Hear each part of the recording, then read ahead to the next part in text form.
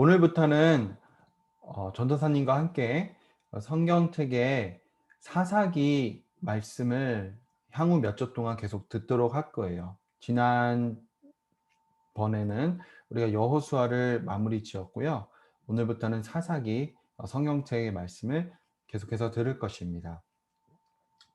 오늘 말씀의 본문은 사사기 1장에서 3장까지의 말씀이고요. 오늘 말씀의 제목은 이스라엘의 부정입니다. 오늘 말씀의 내용을 듣기 전에 우리 지난 주일에 있었던 부활절을 다시 한번 생각해 보도록 할게요. 지난 주일은 부활주일이었죠. 우리는 예수님께서 죽음을 이기시고 다시 사셨다는 것을 기뻐하고 기념하였어요. 예수님께서는 다시 사시기 이전에 고난을 당하시고 십자가에 못 박히시고 죽임을 당하시고 무덤에 묻히셨죠. 하지만 3일 만에 예수님께서는 죽은 자들 가운데에서 다시 사셨어요. 이제는 썩지 않고 아픔과 고통도 없는 강하고 영광스러운 몸을 취하시고 예수님께서는 다시 사셨어요.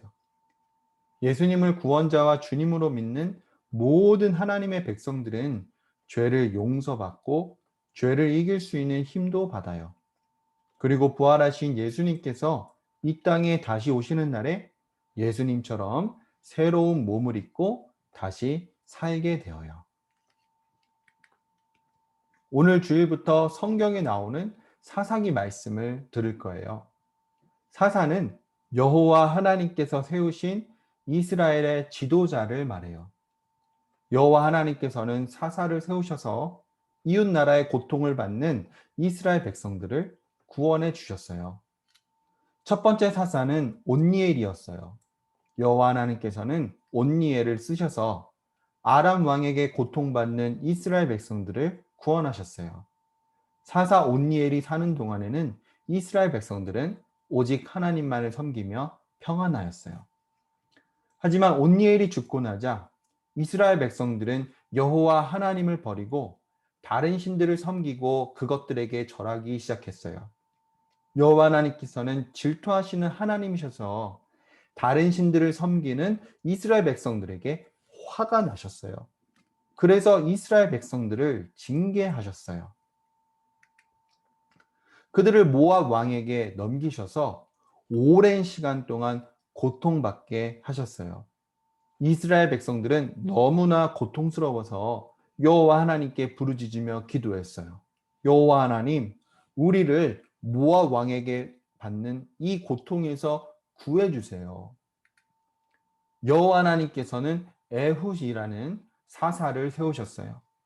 사사 에훗은 칼을 몰래 숨겼어요. 때가 오면 모압 왕을 칼로 치려고 했죠. 마침내 때가 왔어요. 사사 에훗이 모압 왕에게 보물을 가져갈 때가 되었던 것이었어요. 에훗은 보물을 왕에게 주고 난 뒤 왕에게 드릴 말씀이 있다고 말했어요. 그 말씀은 하나님께서 주신 것이라고 했어요. 왕 혼자만 들어야 하는 비밀스러운 메시지였어요. 왕은 신하를 모두를 방에서 내보냈어요. 에훗은 왕에게 하나님의 말씀을 전달할 것처럼 하다가 숨겨두었던 칼로 모압 왕을 찔렀어요. 모압 왕은 너무 뚱뚱해서 에훗과 겨룰 수가 없었어요. 그 자리에서 죽고 말았어요. 에훗은 마치 아무 일 없었다는 듯이 방을 나갔어요. 신하들은 왕이 곧 나올 거라 생각했어요. 하지만 아무리 기다려도 왕이 나오지 않자 신하들은 방에 들어가 보았어요. 신하들은 그 즉시 죽어 있는 왕을 보게 되었죠. 그 사이에 사사 에훗은 도망칠 시간을 충분히 벌었어요. 사사 에훗은 이스라엘 백성들을 모았어요. 모압과 전쟁을 하였죠. 여호와 하나님께서는 사사 에훗과 이스라엘 백성들을 도우셔서 모압과의 전쟁에서 승리하게 하셨어요. 이스라엘 백성들은 사사 에훗이 살아있는 동안 오래도록 평안하였어요. 여호와 하나님께서는 삼갈이라는 사사도 세우셨답니다. 이스라엘 백성들은 여호와 하나님만을 섬겨야 했어요. 하지만 여호와 하나님을 버리고 다른 신들을 섬겼죠. 이스라엘 백성들은 한 번만 그런 것이 아니라 여호와 하나님을 버리고 다른 신들을 섬기기를 계속 반복하였어요. 그럴수록 이스라엘 백성들은 더 악하여져 갔어요. 하나님께서는 우리를 죄에서 구원하실 예수님을 보내셨어요.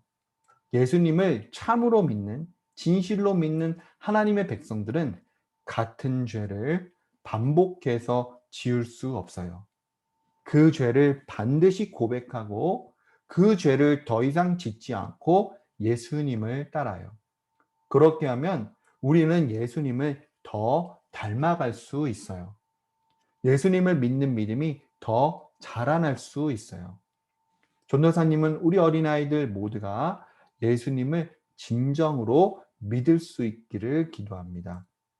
전도사님은 우리 어린아이들이 예수님을 진정 믿는 믿음으로 반복적인 죄를 짓지 않으면서 예수님만 따르기를 기도합니다.